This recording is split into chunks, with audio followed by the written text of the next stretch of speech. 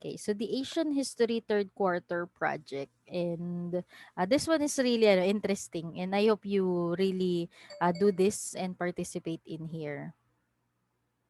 Yan. So your project for the third quarter, I want you to choose any part of Asian history that you actually would like to be a witness of.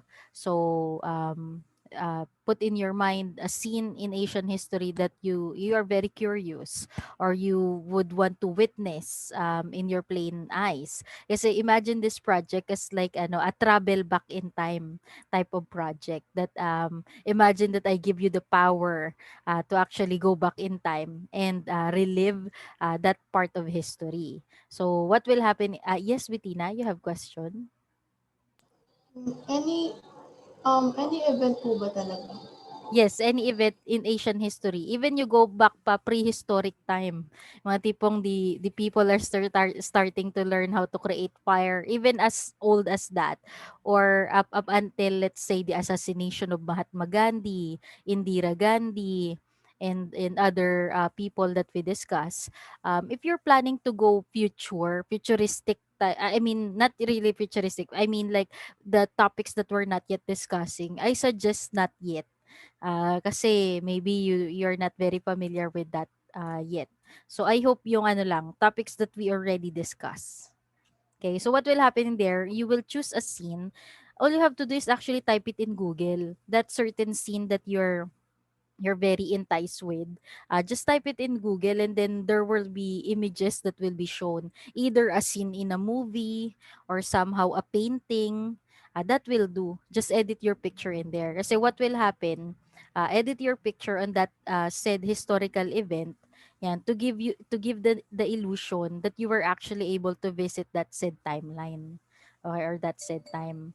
I have actually series of example for you to have an idea of this project. The project is entitled Travel Back in Time. And here are some example. These are from my former students before. Kaso this is world history eh. So this scene right here is World War II. And my student, Cherry Ann, this was like I think 3 years ago. This project was 3 years ago. I pick her work because it's really one of the best of her batch. So she chooses she chose rather World War II. So she wants to be a witness of that. So she edited her picture. Actually, when she had a pictorial of this. She did it at school. I actually saw her wearing that army attire pa. And then she actually borrowed a gun, a toy gun in the play department. And then she told me, teacher, I'm gonna shoot my project na. And then I saw her and her friends. They went to the classroom, and then in a blank white wall, they had their picture, and then she had her after that she had her image be edited in this scene, because one of the tips I actually also give them, it's better to choose a black and white picture. Tapos put your picture in there para it's easy to blend your picture in their picture. Because if it is both colored, there's a different hue in color kasi the modern time is much more brighter than the of course the former type of picture. So I actually give them a tip na use black and white so that is easier. So if you're actually gonna look at her project, really no, though it may not be 100% look like authentic, but it's for me, this is best work na. Now if you could actually top this, if you could do better than this, edi I'm fine with that. By the way, to since you're very young to actually manipulate such technology like this, you could actually ask help to other people. Let's say your cousin, your brother, your sister is good at editing picture like this. You could ask help from them. Or you could also, if you're a member now of some elective classes, Alexis Bocabo and Elijan Guarino are actually teaching about photo editing. So either you learn from them or you ask their help. Pero again, if you're gonna hire them to do something for you, you need to pay them. Ha, hindi siya yung, "Kuya, libre mo na." Or like, "Ate, can you do this for me for free?" Walang gano'n. Siyempre you coordinate with them if how much would they be willing to accept to do this work for you. Okay, so I allow that if other people will edit for you. Pero if you have no time to that thing, or you don't have somehow money to execute that, hiring someone, you could actually do it on your own. Okay, like this one. This one naman is the work of Justin Oliva. So I'm not sure if you're familiar with Justin Oliva. So yan. Kaso lang, my only concern with him, he uses the ano he chose rather the French Revolution. So one thing with that, he just used his face and then he attached it to the body of someone else. I'm also fine with that style. If you don't want a whole body picture, just your face, and then put it on somebody else's body. What I like about his style kasi he choose someone that is much smaller kasi he's still young pa. So parang this is very very authentic for me. Parang such a good editing style for him. So you could have that kind of situation. Eto pa, this is one thing, he likes kasi the portion of history in terms of the Titanic. So my student si Stephen, he's a grade 11 now. So Stephen choose the Titanic scenario. Titanic really happened in real life, ah. So, but one thing with here, kasi 'di ba may instruction, be a witness of. Kaso in this scenario right here, you'll see that he possibly died in that scenario. Dapat witness lang. So make sure that somehow your stance is still safe, or wherever you are, somehow it's like just an audience, not part of history. Just an audience, spectator. Oh, like this one. So Blitz Barba's work. He is just somehow watching the first ever steam-powered train. So he's just a witness. So as you see, the editing is not that very somehow precise. Parang it's so obvious that he actually just put his picture in there. But I'm fine with that kind of edit. Okay. Actually, you could achieve this kind of edit using PowerPoint only. Are you familiar with that style? Ano lang, you just put picture on the PowerPoint, tas remove background. Kasi you will just be very diligent. Parang bit by bit, i-dot-dot-dot nyo siya. And then once all the dots are connected to each other, all you have to do is remove background. And then you will only get a transparent picture of this. Tapos in the next slide, you could have this picture. Tapos you're just gonna copy the transparent background na. Tapos you're just gonna put it in the image. So, meaning to say, editing picture does not need Adobe Photoshop. Okay, no need Photoshop for that. Just PowerPoint will do. Ito pa, one student of mine choose naman the beheading of Mary Queen of Scots. So, you see, very lang, very pambatang gawa, di ba? So, if your work will be like this, I'm fine with that. Okay lang din naman kasi you're just grade 7. Sila nga when they did it, they're grade 8. Ito ba, like attended the wedding of the one of the Tudors. So, yun. So, you could have this kind of Now, you might be thinking, teacher, what are the scenes that we could possibly use? So, you could actually be part of the Salt March. Diba? That's an event in Asian history. So, while the group of Mahatma Gandhi is walking towards the sea to create the salt as their revolt to British Empire, or you could actually edit your face in one of those people walking beside Gandhi, if you would like that. Another suggestion, if you would like the Sepoy Rebellion. So, you could, even if it is a painting, you could still edit your face in there, in one of their faces. 'Di ba? Like anyone in there. Tapos just it's fine by me. Or you could actually, since we discussed different religion and we also talk about different religious festival. So this one is a religious festival of harvest in Hinduism. 'Di ba? Sikhism rather, Sikhism. Baiksha, I think the title of this. So you could actually also put yourself in that kind of scenario. Just have your face be put in the body of this woman or this man, like that. So just any part of Asian history. Or you could also have, let's say, a warfare, and then be a part of that.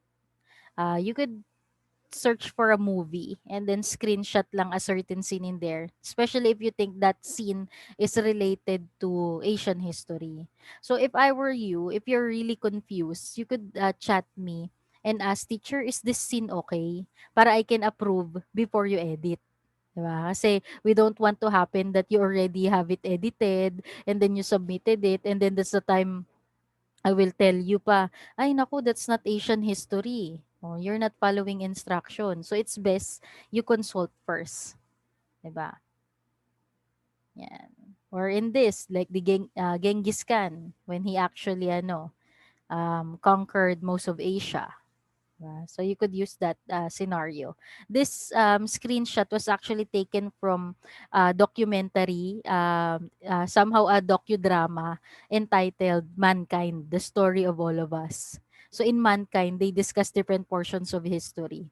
So yun, there's a portion for Asian history.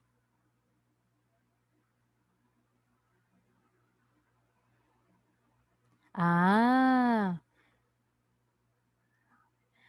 okay. So, there's a question from your classmate. Is it possible daw ba na illustration lang yung picture? Like, not real you? Like, is it like somehow like an animated version of you? If that is, as long as it looks like you. Okay? Like, for example, that animated illustration of you, you would like to put in a painting like this. Ito yung sa, the painting that I shared about, Sepoy Rebellion. Tapos meron pa yung Amritsar Massacre. 'Di ba when I show the picture, it's in painting. So yun, you could use illustrated picture of yourself. And as long as it really looks like you. Na parang the moment I open the file, the picture, I already know, ay, si ano to. Okay. So that's allowed. That's creative, ah. A lot of effort you'll be putting in there. So here are the requirements of the project. Again, you just have to be a witness of, okay, not part of history. Baka naman you put in there, you're the one who assassinated Gandhi. Wag ganun. Changing history na yon. Or somehow you did something that is let's say instead of Indira Gandhi, yung face yun nandun sa katawan ni Indira Gandhi, eh wag ganun.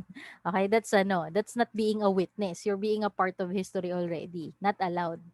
Okay? So witness lang. You're just in the background. Okay? And then I want you to submit an exceptionally edited image. That's why you could ask help for other people. So yun, sana maganda. Okay? And then of course, I want a good quality image. As you notice, I did not put high quality. 'Di ba? It's not high definition quality image. As long as it's good, as long as it's visible. Like take a look at this picture. 'Di ba medyo pixelized pa siya?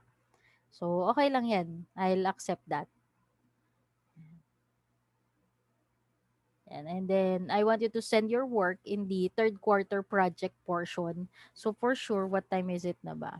Ayan, it's already posted na on our Google Classroom kasi I put it 10:20 to be auto-posted. So nasa Google Classroom na tong project and at the same time the pre-recorded lesson that you'll be having today. So, yun. So, you're gonna submit your project in that. And the deadline of this project is on March 7 pa. So, matagal pa. After quarter exam pa. And then, March 7 is Sunday. So, yan. You could have it submit by then. But, if you will look into the Google Classroom announcement, may plus points. Those who will pass early than March 7. So you'll have kaso yung plus points nyo not in the third quarter. I'll put it in the fourth quarter sa performance task of the fourth quarter. So it's like an investment. So if I were you, submit early para you'll have class in the next quarter. Yan. Ah, if it is group, it is individual. This is individual work. Okay? Individual work. Okay, so this is a no-no. I would just like to yung emphasize ko kanina, not part of history. You're just an audience somehow in there. Kasi one of my students, she edited her face to be the wife of the king. Eh, sabi ko, not allowed yan. Kasi one thing about this king, si Henry Tudor, he's actually known to actually kill his wife. So, sabi ko, ala ko, delikado ka dyan. So, that's not allowed. Okay? So, just a witness. So anyway, that's that for the explanation of the project. So I have it recorded because I want to interact with you live. I have kasi a pre-recorded lesson na of our last lecture of the third quarter. It's already uploaded. But I want to meet you in person to discuss about this project.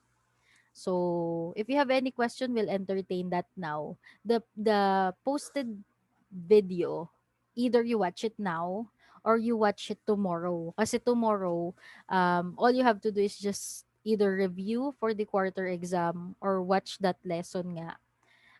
Anyway, the deadline of the activity that I posted is tomorrow pa, 4 p.m. So, pwedeng-pwede yung panoorin the lecture today or tomorrow. Okay. You have any question? Please, let me know now so that I can explain further. I want live kasi there's human interaction. La, no question? Okay. Sige. So, let's have our picture, our class picture rather, before we end. So, I hope everyone can turn on their camera and ready na. Yan. Sige. And, okay. Sige, I'll start, capturing. 1, 2, and 3.